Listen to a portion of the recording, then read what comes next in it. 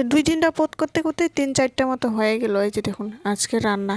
তো হরে কৃষ্ণ বন্ধুরা, তোমরা সবাই কেমন রয়েছো? আশা করি সবাই ভীষণ ভালো রয়েছো। তো বন্ধুরা, এই যে সকাল থেকে ব্লগটা স্টার্ট করলাম। এই যে আজকে সকালে এই যে আগে রুটি আর এদিকে ভাতটি বসায় দিয়েছিলাম, ভাত একটু বানাইছিলাম, ভাতটি হয়েছে।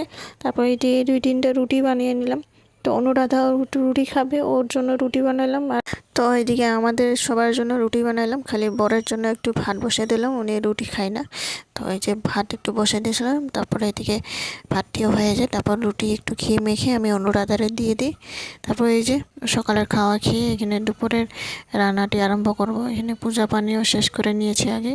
তারপর এই যে পটলের পোস্ত করব আজকে। আছে তো পটলগুলো সুন্দর করে খোসা ছাড়িয়ে এদিকে সুন্দর করে হলুদ লবণ দিয়ে 2 সাইড একটু মুখটা ফালা করে আমরা এই যে হলুদ লবণ দিয়ে মেখে সুন্দর করে তেল মধ্যে ভাজাভাজি করে নেব।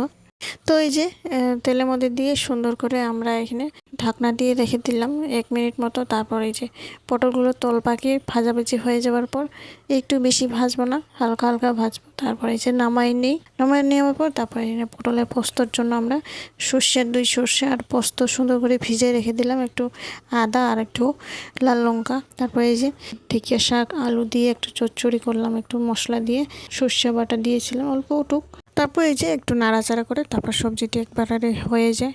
তারপর এখানে একটু ডাল সেদ্ধ করে নিয়েছিলাম আগে, ডালটি এখানে সোমবার দিয়ে দিই, ডালটিও হয়ে যায় ততক্ষণ। তারপরে এই যে পটলের পোস্তটি লাস্টে করে নিলাম। পোস্তটি এই যে দুটা মশলা একটু বেটে রেখেছিলাম, সাদা সর্ষে, কালা সর্ষে, পোস্ত আর লাল লঙ্কা, তারপর একটু আদা দিয়ে সুন্দর করে বাটাবাটি করে এই যে আগে মশলাগুলো ভাজাভাজি করে নিব। একটু তেলের মধ্যে একটু সর্ষে ফোড়ন দিব। তারপরে এই যে মশলাগুলো ভাজাভাজি নেওয়া হয়ে যাওয়ার পর তারপরে এদিকে পটলগুলো দিয়ে সুন্দর করে নাড়াচাড়া করে একটু পরে আমরা জল দিয়ে একটু ঢাকনা দিয়ে রেখে দিলাম। তারপরে সামান্য একটু চিনি দিয়ে দিলাম, চিনি দিয়ে একটু সুন্দর একটা মিষ্টির ভাবটা আসে।